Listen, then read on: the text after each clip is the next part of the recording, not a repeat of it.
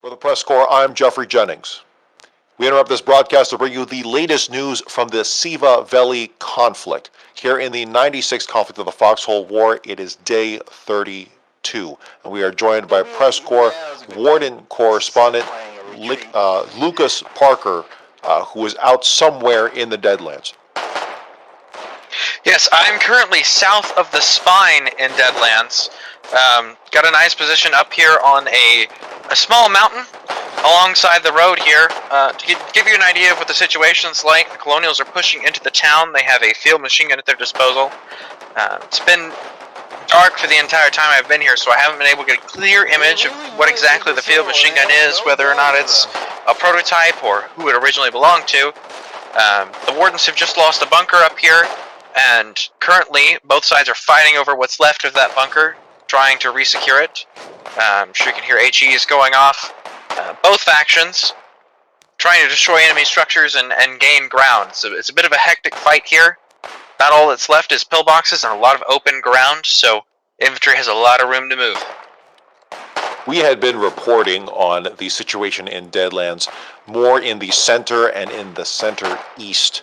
That fight around the plaza, around Pommel Annex, and then kind of the more openness between Saltmarsh and Callahan's Gate, that more porous line. But the Spine, when the Colonials kind of broke through that Liberation Point Bridge and coming from the plaza, the Wardens, it was hard to judge if the Wardens were prepared for it or not. How do you think the Warden defense is holding up amidst this offensive? Well, per usual, I would say the Wardens tend to not defend Spine that well. It isn't something that's easy to defend. Keep in mind, Spine as a town is very, very easy to take from the south. The town hall itself is protected by garrison houses only on 3 sides. From the west, it is wide open, apart from a warehouse. Anything outside of that, there's no coverage at all. The forest also makes it very difficult to build defenses in. There's a lot of hilly terrain here, which makes bunkers difficult to construct. And overall, it's just generally a rough experience if you're trying to build any kind of fortified defense here. And while I will say it seems like the Wardens didn't prepare as much as they perhaps could have, they have prepared to about the extent that I'd say they'd probably be capable of. There is no way to remove foliage from the landscape, at least not that we know of. Actually, it's most likely because both sides, for some reason, are very, very environmentally friendly. And yes, those foliage, those trees, bushes are not. Actually, I think bushes can be removed. Is that correct? I'm not sure. As far as I'm aware, the only real way anyone is willing to remove these foliage items is through the foundations. Not through the foundations. They're not willing to remove them with the foundations. They're willing to remove them with artillery. Artillery is the only thing I've seen anyone remove foliage with so far. Trees still maintain their stump and their bark, but yeah, a lot of the foliage does go away through fire support, to say the least. But yes, the fighting here happening. You mentioned, was there a fork in the road? There's actually 2 forks in the road, one after the other. The bunker base that they're currently fighting over is past those 2 forks. Right after the second fork, the town begins. There are 2 primary garrison houses. I think 1 or 2 more on the opposite side, on the second spur of the fork, and then from there it's just the town hall and the that storage depot that I was talking about. Colonial MG. That field machine gun it is firing is anything and everything it can. Currently trying to knock out a bunker, and it does seem that they have engineers behind them loaded up in a truck, and they're trying to rebuild that bunker base that they've taken control of at this point. Currently it does look like it's a blueprint. The Colonial CV is working on building at the moment. I don't see the Warden is actually making any moves to try and stop that. The bunker base itself is Tier 1 and is surrounded by Tier 2 bunker pieces. 6 of them. 5 of those are destroyed and 1 more is a blueprint as of now. Field machine guns certainly bringing forward some firepower on wheels. Not quite mechanization, because it's not motorized. or motorization, but just having that kind of forward thrust while maintaining some kind of forward momentum for the infantry behind you is making a difference out there. Field machine gun is definitely it's the heaviest weapon anyone can field at the moment, and is capable of actually ripping through early wooden structures with ease. Rifle pillboxes and tier 1 bunkers it has no trouble dealing with.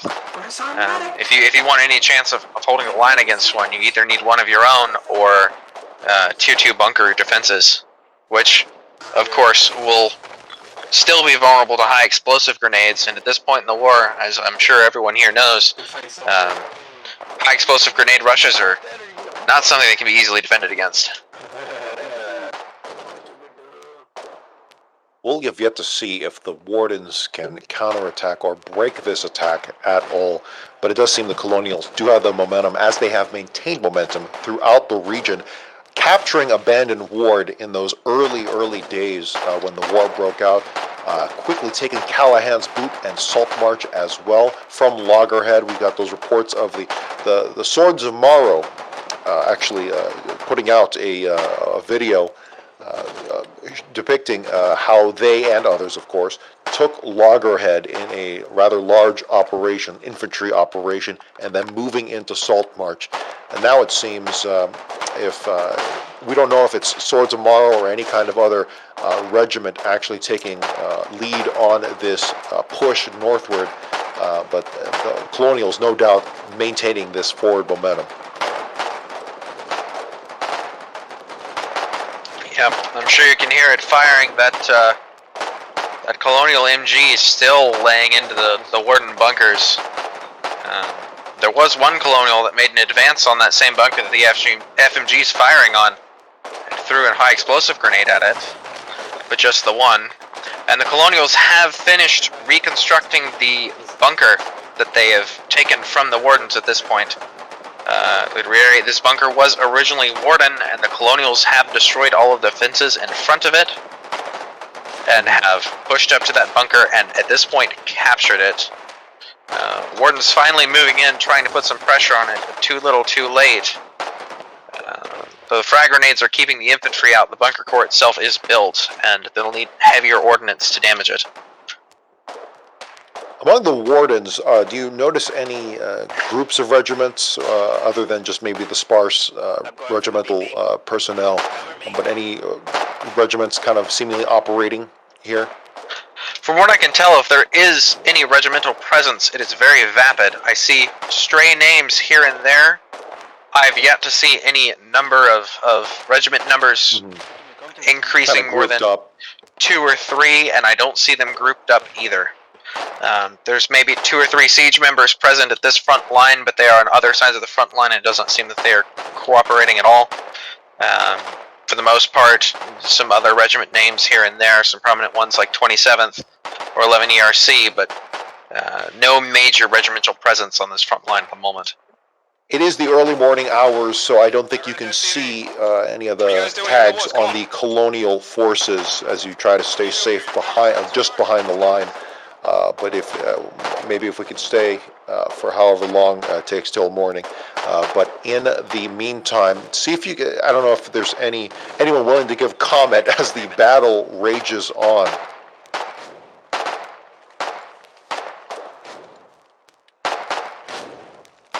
We'll have to see. I can hear those mammons going off.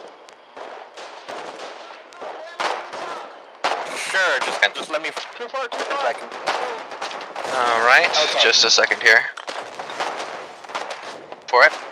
Just a second as I patch you in with him real quick.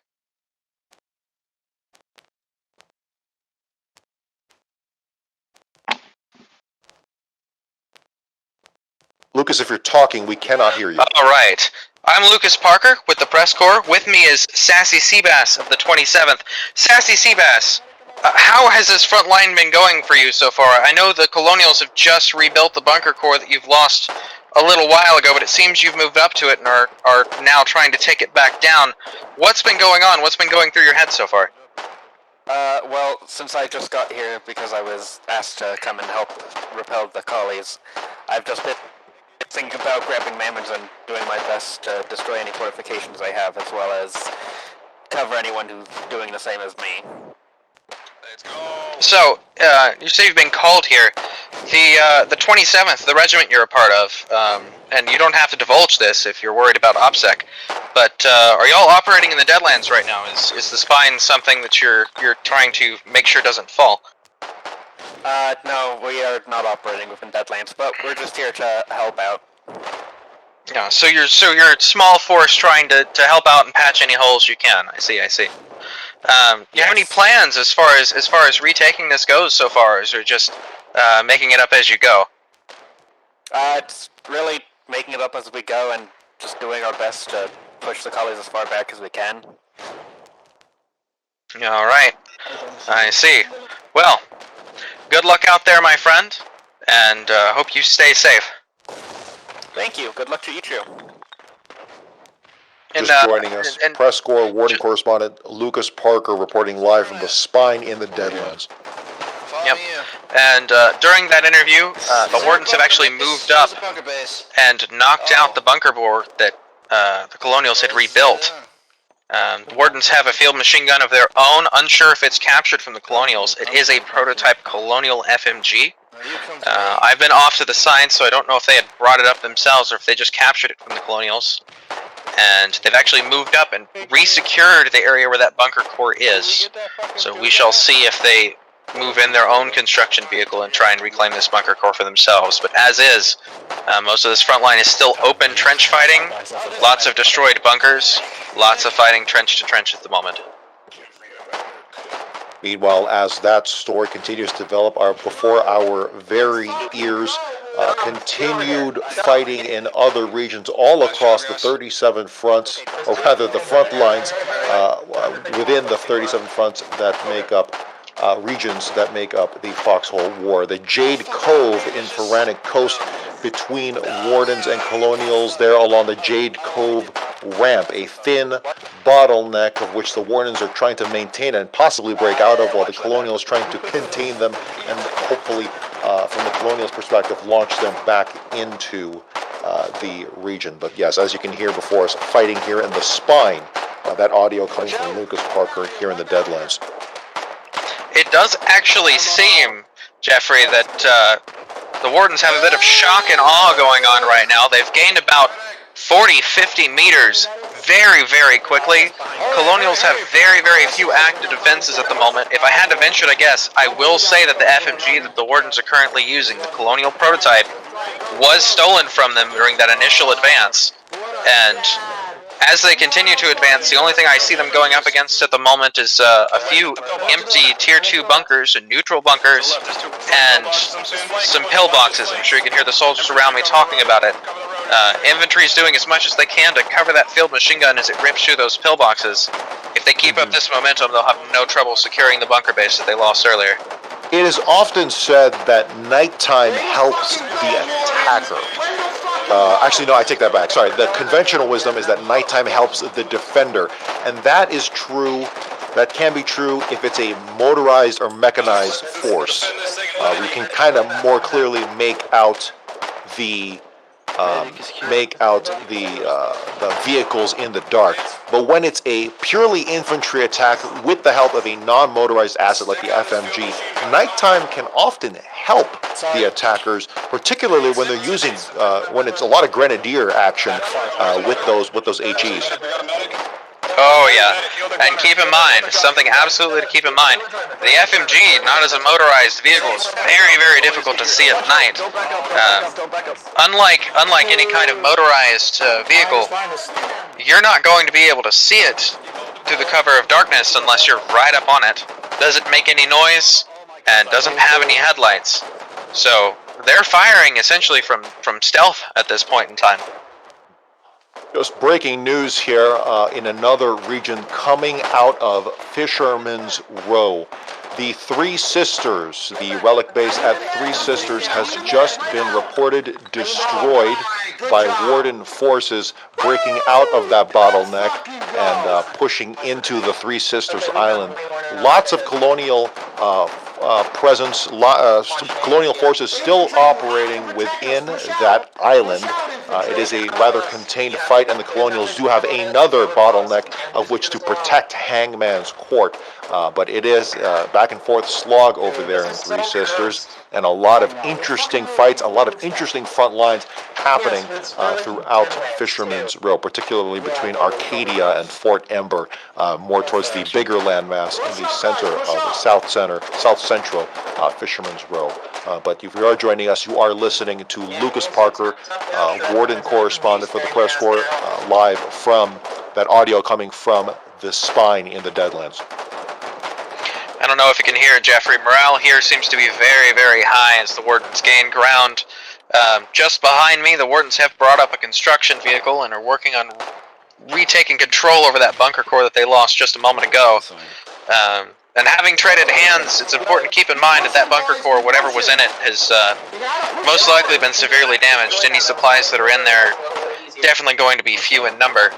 But then again, just having the bunker core there as a supply point, as something to help hold this front line that both the Colonials and Wardens are essentially holding off of sheer manpower at the moment.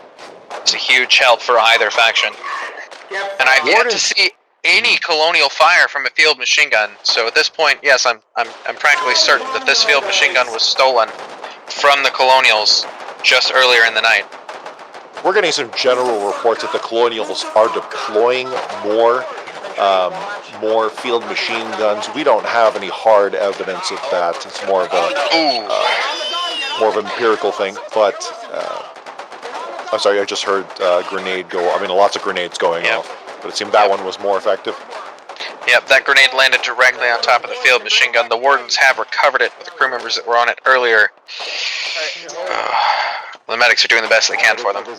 Should be daytime or reaching the early daybreak. Dawn has actually just broken here. What will be interesting to see is if this field machine gun changes how it's playing at all. Because it is no longer invisible at night.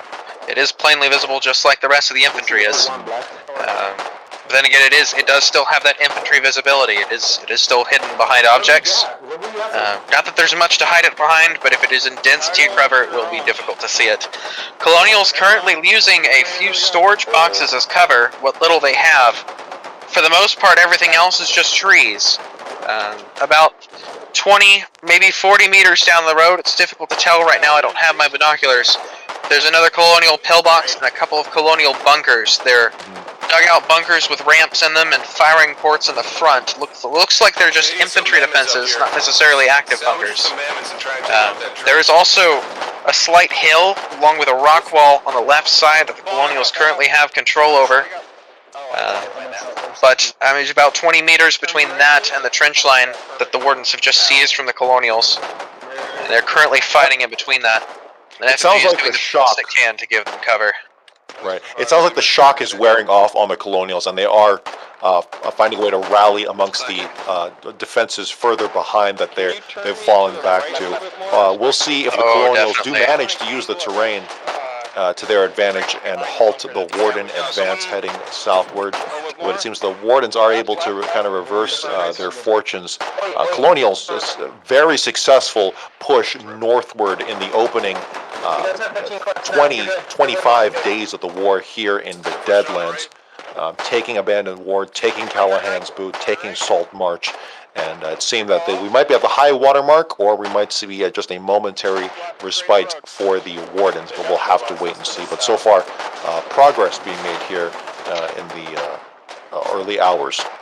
I will say, whether it is the opening of a true push or if it's just a moment of respite, either way, gaining roughly 40 to 60 meters of ground in that short of time is a massive boon for the Wardens. It's something that you can't just shake off as a defender. That amount of territory lost in that short of time is rough to deal with, even for well-fortified lines.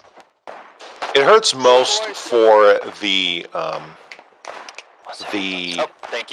engineers, the frontline engineers, trying to maintain that. We've talked to a lot of frontline engineers on both sides, and seeing these massive human waves crash against the defensives.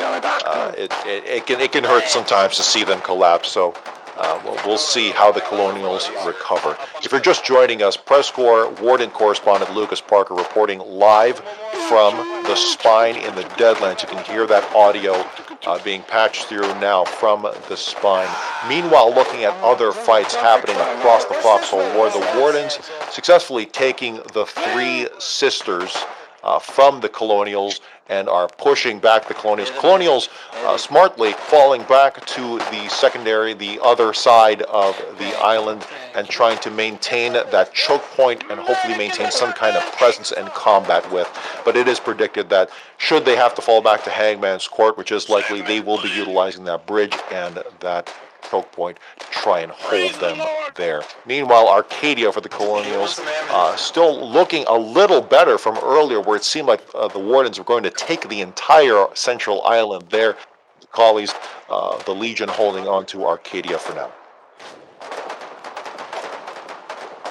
As we continue with our live coverage south of Spine, Wardens have actually made a valiant effort and have mostly fully constructed the bunker core that they've lost a few moments ago, and have actually constructed some pillboxes just behind the trenches and collapsed bunkers that they've been using as cover. Large push going on forwards to try and reclaim and once again hold colonial trenches and bunkers up along that rock wall.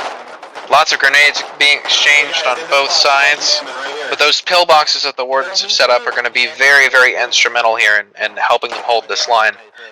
It is important to remember Wardens are currently fighting out of a town. They're fighting out of Spine. That gives them a lot more area that they can deploy passive defenses to help secure their gains, whereas the Colonials are fighting out of a bunker core right now. And I'm unsure where their AI limits are, but I do know I saw a pillbox earlier up next to the bunker core that the Wardens have reclaimed, and it did not have AI. So, as the Colonials take ground, they're going to be fighting without that passive defense bonus that the Wardens are fighting with at the moment. And of course, should the Wardens push too far, they're going to have to deal with the exact same thing.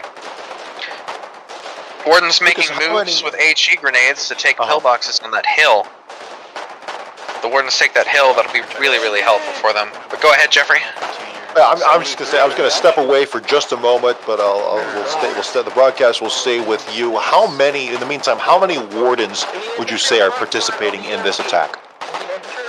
I'm saying at least 40, 50, maybe even 60 at this point. The front line is almost entirely foot soldiers, moving from tree to tree, using what cover they can.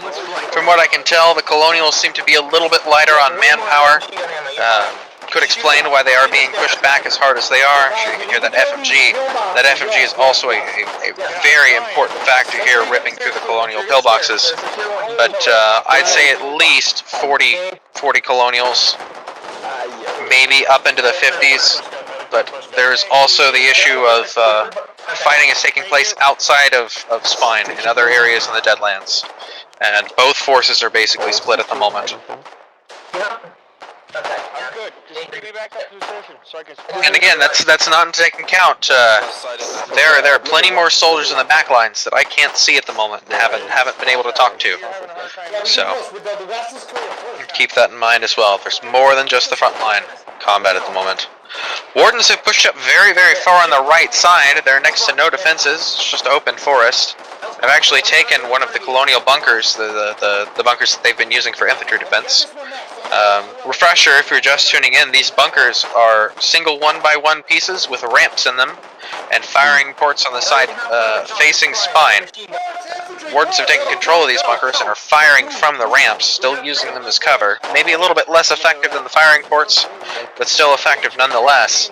Seems the Colonials are in shock once again. The Colonials' massive retreat as the Wardens are rolling through here. I don't see any resistance for them right now along this road. It's just open field for miles. But the Wardens do have to be careful here. If they push too far, they will overextend. I think they might be trying to extend as much as possible, because I don't think self-preservation is all that much worrying about them. The real question is, what are the Warden engineers doing behind the line? If there's any follow-up, that's the question on any push. If there's any follow-up, Now, I don't know if we can kind of say this over the air or showcase this over the air, because that's for the colleagues to find out. But that is the big question: is if there is a follow-up on a kind of a rapid push like this. It's not even motorized, but still pretty fast for the Wardens to kind of just punch on right down this trail here in West Deadlands. But the question will be is if the engineers behind the lines are able to dig those trenches, reclaim those trenches as their own, maybe set the trenches going the correct way in their direction, in terms of the barbed wire and the sandbags, reverse it from what the Colonials were doing. It is worth noting, sandbags and barbed wire on trenches are much more difficult to place than they were before. You actually need to ship in the sandbags and barbed wire now, and from what little I can see, neither side has had the logistics infrastructure yet to really make that happen. There is some barbed wire on a few sections of trench from here to there, but not very much at all, to be honest. From what I can see, most of it is in favor of the Colonials, but not enough to make a real difference, I would say. As the Wardens push up this road, they're making their way towards the Colonial bunker core. These bunkers are Tier 2 for the most part, except for a few Tier 1 bunkers, which are there for, I would assume, either infantry cover or as precursors to Tier 2 construction. And again, making it very clear here, the fighting here is just completely without cover and is rapidly moving. The Colonials have actually moved back up a little bit and retaken control over those bunkers that are built with ramps in them that have the firing ports built in. Wardens have actually removed the firing ports from one of them, which is important to note. Only one of them has firing ports in it still. And the other one, it seems, gives the Wardens far more of an advantage as cover. It seems the Colonials are regaining some of that lost ground here through this open field. It's very interesting to watch rapid moving infantry combat with little to no cover involved. It's not something you usually see in Foxhole. It's fire and maneuver. You see it in the very opening, minutes of a war as both sides just kind of scramble to lay down their lines. But then after that, it depends. If there's a large breakthrough, it opens up a bit more. Now, granted, strategically, this isn't a large breakthrough, but tactically, it's a lot of gain ground compared to the, absolute slaughter of troops that was happening in the reaping fields in Pharaonic Coast, or what Moth was reporting at Arcadia, as the Colonials were successfully kind of making room for themselves, but at the cost of a lot of lives. And certainly in Endless Shore, as the Colonials successfully able to expand the North Star and just move in three directions and push the Wardens back out of the City of Salt, and well beyond that, as Brackish Point. The Warden held Brackish Point. It gets a lot of pressure on it, but again, that's Endless Shore. But a lot of slow movement and then quickly fast moving. As we say in the press corps, in terms of our reporting, when things happen, they tend to happen fast. Long periods of nothing, and then a whole lot of something. And I think we're seeing that play out on a small scale here. Oh yeah, definitely. Colonials still maintaining control over that short cliff on the left side.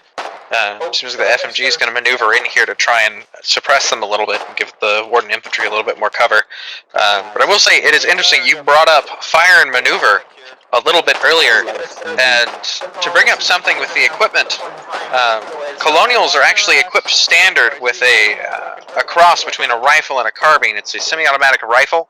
It's a little bit more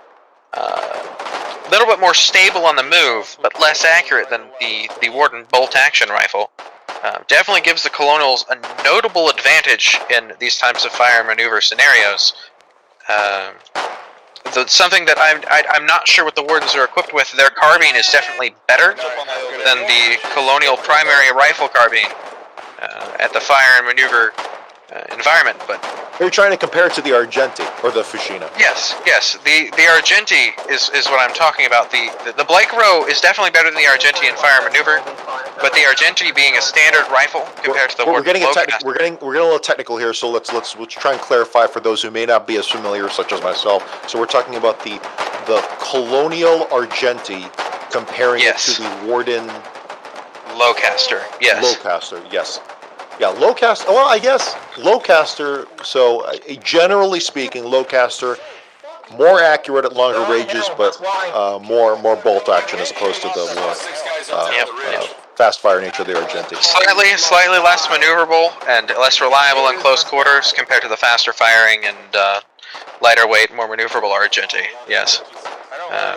Now, should the Wardens be equipped with their carbine, the Blake-Row, they will have the advantage over the Argenti. The Blake-Row is even more in the maneuverable and faster firing category, but it does loot out on range.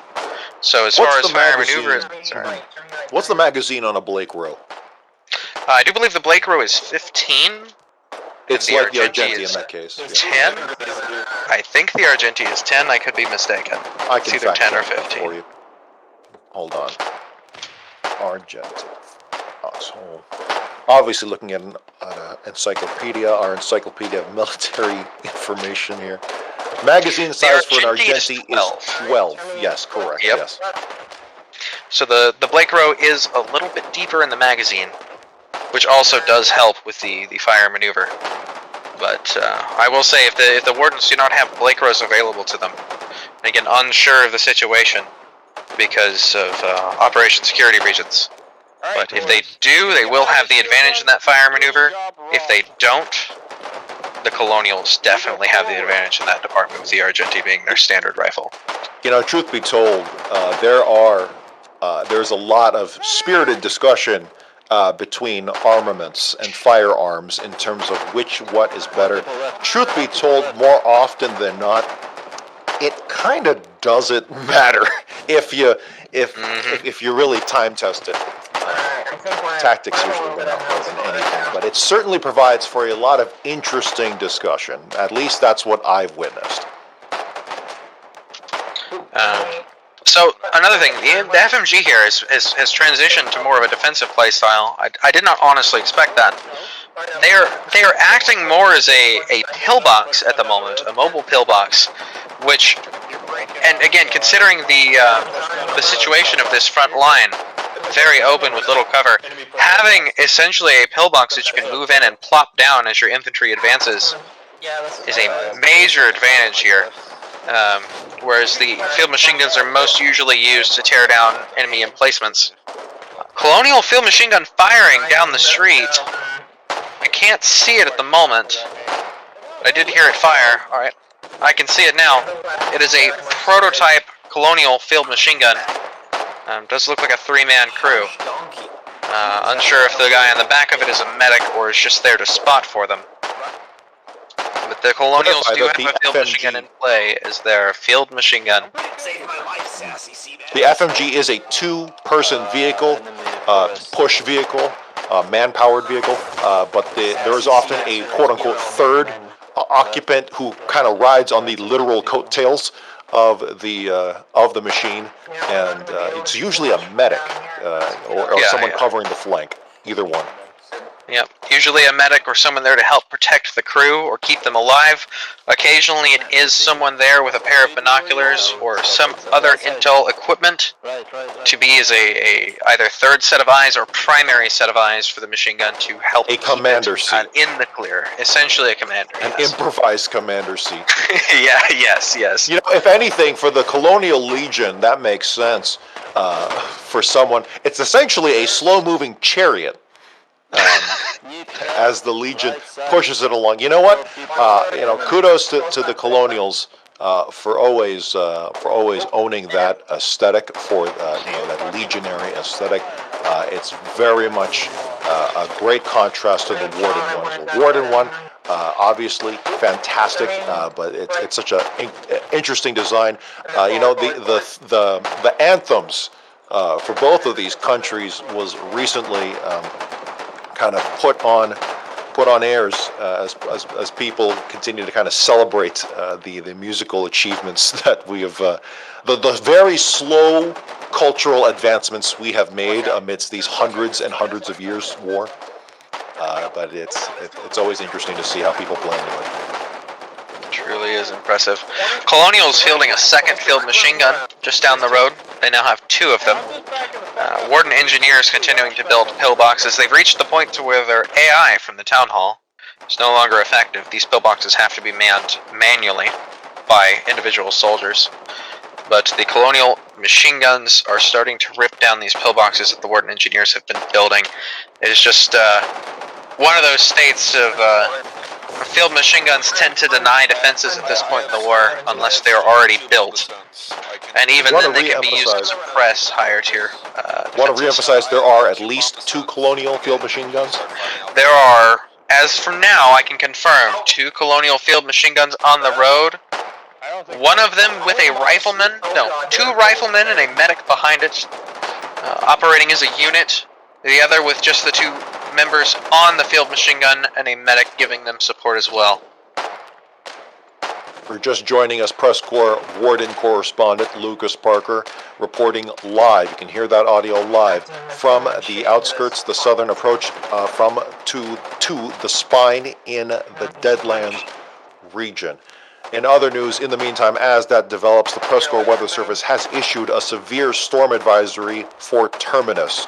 Rain is continuing to fall and watchtower coverage is impacted. Be on the lookout for mud patches, which cause encumbrance on your person. Wind will have a stronger effect on the shells of fire support platforms. There is a chance for the rainstorm to get worse or calm down to a more manageable level. Again, a severe storm advisory has been issued for Terminus. Stay tuned to the PressCorps for more information. Field machine guns currently sparring. Grenades being thrown. So colonials continue to advance using that hill as a staging point up on the left. It's a hill for a certain extent and intermittently cliffs. There are some sections you can walk up and others you can't. Colonials do appear to be building a watchtower up on that little area of raised ground as the field machine guns continue to spar with each other. For the most part, field machine guns aren't capable of punching through the thick armor plates on the front of them designed to protect the crew, but they can wear them down enough to the point of being able to be disabled by something else. Or should they sit there and shoot at each other long enough, they can tear each other down. And again, keep in mind, every field machine gun in play right now is a colonial prototype, 2 of which are in the hands of the colonials, 1 of which was captured from the colonials by the wardens. And as prototypes, they have less health than full-tech field machine guns would, so they are slightly less durable than their counterparts and easier to kill. Currently, colonials having the advantage with 2 field machine guns compared to the Warden's singular one. Wardens are making a slow retreat here, trying to build the pillboxes to help hold them back, but as is, rifle pillboxes aren't really enough to put pressure on those field machine guns. One of the field machine guns has been decrewed by grenades thrown by wardens. Unsure if they'll be able to hold it. Other field machine gun pushing up down the road. Field machine gun that's been decrewed has been recrewed. Both of the soldiers on it are wounded. Medics rushing in to help tend their wounds. So that short burst of initiative has been taken care of. Colonials have returned to their relatively stable state. Again, the only faction at this front line right now that has any semblance of defense at the moment is the Wardens. The Colonials are so far from their bunker line and have not been building very many pillboxes. I see 1 pillbox blueprint, but I haven't actually seen one be completed yet. For them, their flanks are solely holded by soldiers. Grenade thrown from behind the colonial field machine guns. Any rifles around? Like I said, flanks not exactly secure for them. At this point, it's obvious Wardens are going wide and flanking behind them to get those grenades off, which puts a lot of pressure on those field machine guns. That's certain. Colonial field machine gun on the right side of the road. Keep in mind there's one on the right and one on the left. There are 2. One of the crew members was wounded. He immediately jumped off and was replaced by another. These guys seem fairly organized.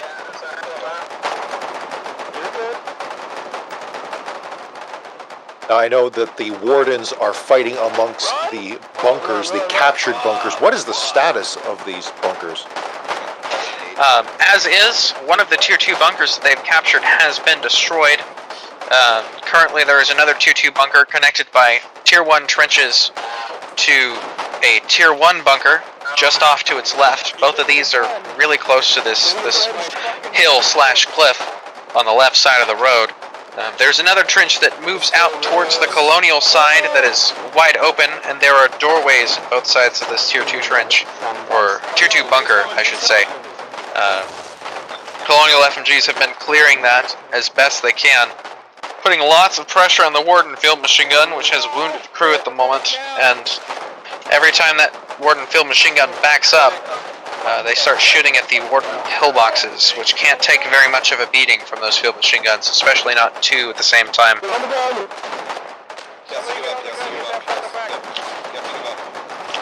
One of the crew members has been downed. A medic just sacrificed his life to make sure he stayed okay. Field machine gun is still incapable of moving. Second crew member has been downed as well. Only guy left on it is the gunner. Another man has moved in to take his place and is pulling it back. I can't tell how heavily wounded he is, but he is hurt. So field machine guns continue to spar with each other. Those field machine guns are doing the best they can to clear those trenches that the Wardens took from the Colonials so long ago. But they are having to defend themselves from the northern side. Or sorry, yeah, no, the northern side, as Wardens flank around to try and throw grenades to decrew the crew.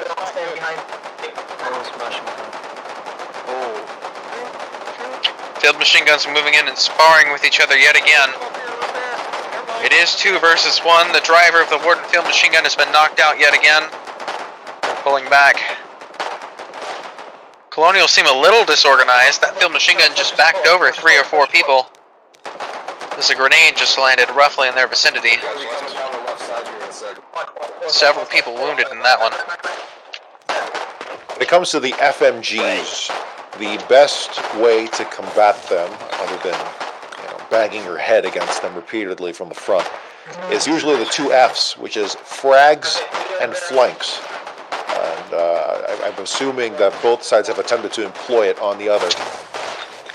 From what I can tell, it doesn't really seem like the Colonials have attempted yet, but I'm unsure if that's just because they can't with the Warden defenses in play, or if they just haven't made the attempt. Now keep in mind, it's a lot easier for the Wardens to do this at the moment. They don't have any defenses on the Colonial side. The only thing protecting those field machine guns' flanks are the infantry. Despite the pillboxes that they build, they still have to be manned by individual soldiers. But yeah, so like you said, the field machine guns, they're very, very sturdy from the front, but if you get behind them, they're fleshy, fleshy, squishy, squishy. Elegant way of putting it, but nonetheless accurate. I do think that also you have to consider that the Colonials do have an extra FMG altogether, so I think they can have a little more confidence, a little more, one covering the flank, the other covering the other flank. Oh yeah, as they are positioned on the road right now, one's on the left side, one's on the right, and it does seem that they are splitting the flanks to have an easier time covering themselves from the advancing Wardens, attempting to take them down.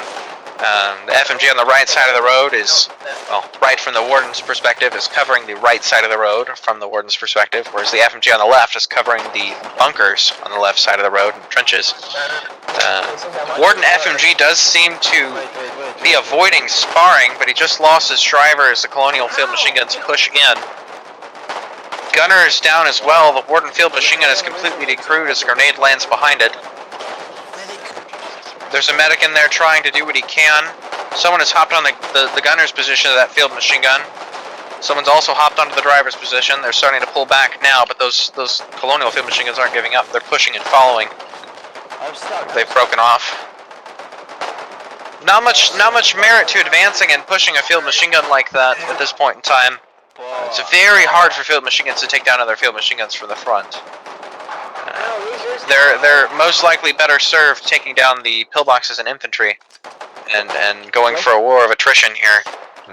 Wardens have built up at least one Tier 2 rifle garrison. They've captured that bunker a little while ago. Apparently it has been long enough for them to get rifle garrison active. That rifle garrison is going to be pivotal, but those rifle garrisons can be easily suppressed by field machine guns without any other form of support. Despite the fact that the field machine guns can't directly damage them, I say as the Warden field machine gun gets decrewed yet again. The only man on it is the driver, and he is heavily wounded. Medics moving in to take care of him. Not in time. The driver's just bled out and is on the ground. At this point, it sounds like the Wardens are slow rolling a retreat while using their one FMG to delay against the two FMGs. So Colonials regaining the initiative here for their push towards the spine. Looks like they're going to try to stabilize that front, predicting that they're going to try and stabilize that front. We're hearing some grenades go off. Those don't sound like mammons. Nope, those are in fact frags. Colonials made a very, very large push into the destroyed wooden trenches on the left side of the road. These trenches had yet to be built back up since the bunker core got knocked down originally. They're all wide open, collapsed bunkers and trenches at the moment. From what I can tell, the Colonials have moved into the very foremost section. Looks like for the most part they've been cleared, but they got in there long enough to completely decrew and put a lot of pressure on that field machine gun, the Warden field machine gun, that is.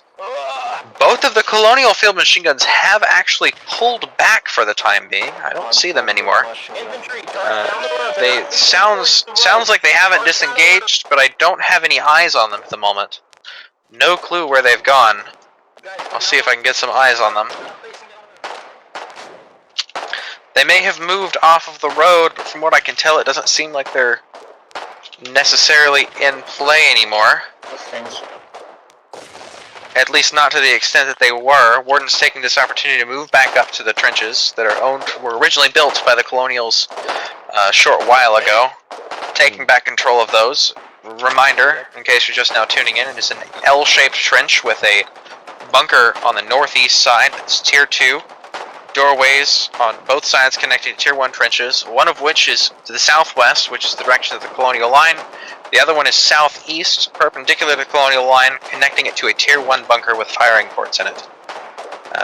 Maybe not the most advantageous bunker for the Colonials to have built, as far as the Wardens are concerned, but it's definitely something for them to use to help hold that line. Lucas, when you have the time, if you can get a word from some of the maybe even the gunners, if they're not too preoccupied at the current moment. But while you do that, just a reminder that you are tuned to the PressCorps. You can visit PressCorps World Headquarters through the Discord link below for more information and more ways to interact and provide your story. And hopefully we might even get it on the air.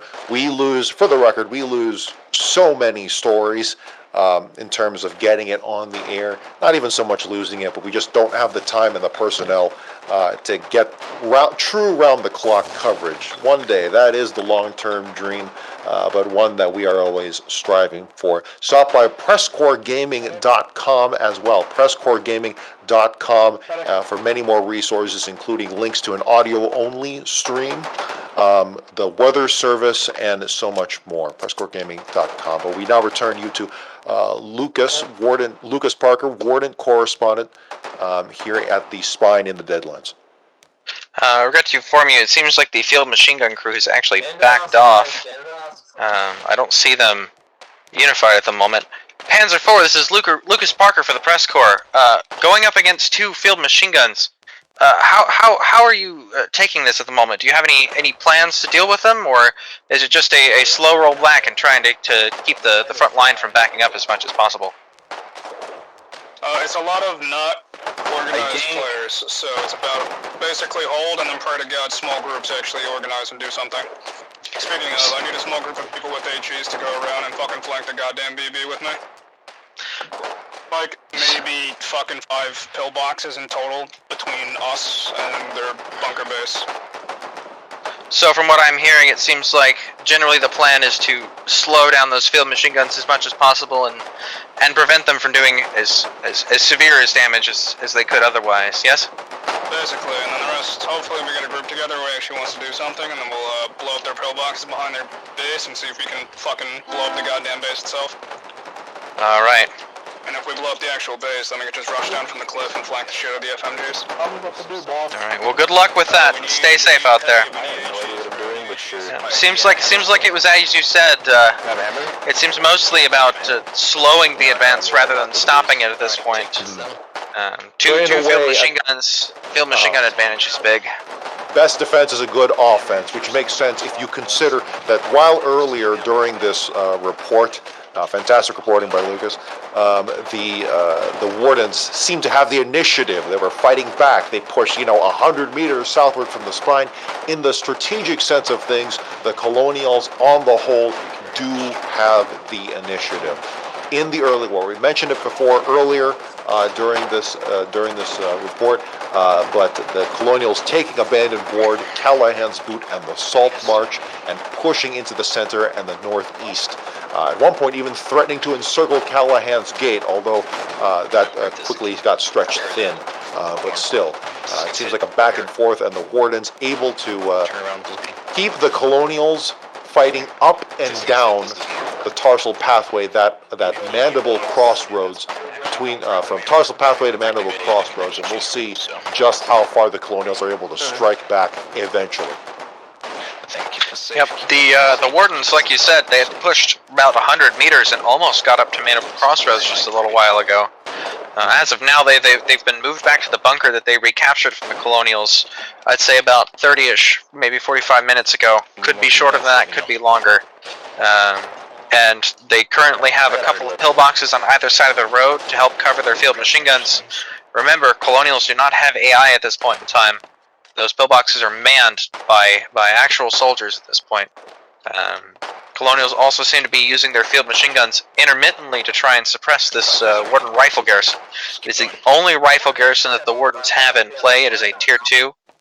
As far as I can tell, is the only rifle garrison that the Wardens have in play.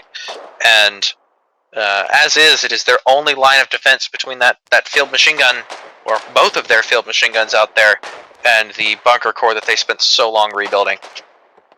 And it's from the sounds of it, we are kind of right back where we started, which makes sense here in the back and forth. So I think we're going to call it there for now, as the Wardens have successfully done some damage, striking deep, but as the Colonials doubled the firepower with those FMGs, have pushed the Wardens, and the front line is now right back to the established bunker defenses on the outskirts of the spine. So Lucas, Parker, I just want to thank you again. Excellent reportings there on the front lines. Glad to see you staying safe and staying on it.